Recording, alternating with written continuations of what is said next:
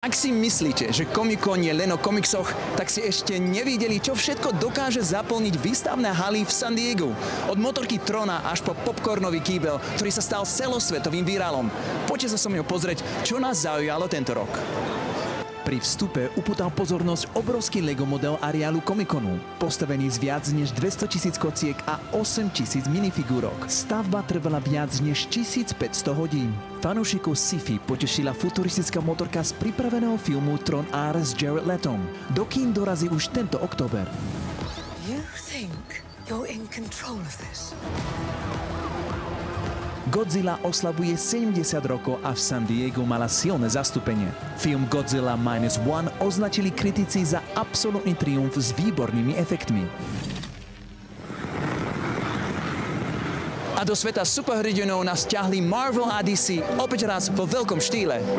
Marvel Studios predstavil na Comic-Cone veľkolepú výstavu k filmu Fantastická štvorka, ktorý práve teraz môžete vidieť v kínach.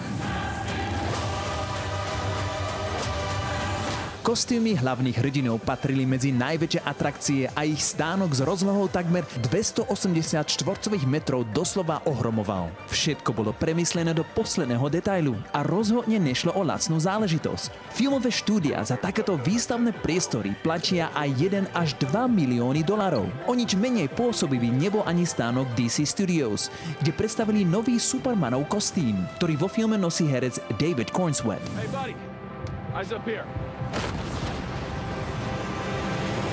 Fanúšikovia boli nadšení. Nechybali ani ďalšie zaujímavé komiksové prvky zo sveta DC. Lucasfilm zasa oslavil 20 rokov svojich animovaných sérií. Clone Wars, Rebels, Bad Batch aj nové antológie. Fanúšikovia videli originálne kresby Davea Filoniho, záber z filmu Maul's Shadow Lord a kostým Ezru Bridgera z druhej série Ahsoky. Z filmu Masters of the Universe, ktorý má prísť do kín v roku 2026, vystavili meč He-Mana a palicu Skeletora. V novinke sa objavia hviezdy ako Jared Leto a Idris Elba.